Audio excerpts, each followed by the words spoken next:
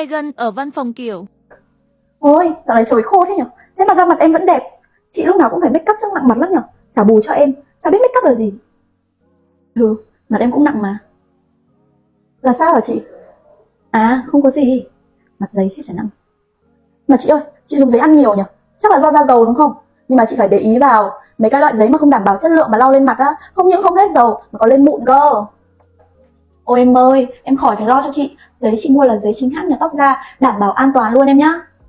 Thì em cứ nhắc nhở chị vậy thôi. Mua hàng trên mạng bây giờ á, nhiều rủi ro lắm. A few moments later.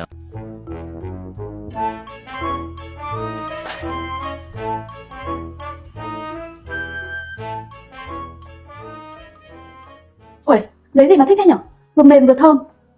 Vừa mềm vừa thơm. Wow, amazing. Đẹp này, 10 điểm, chốt luôn này, cộng một respect.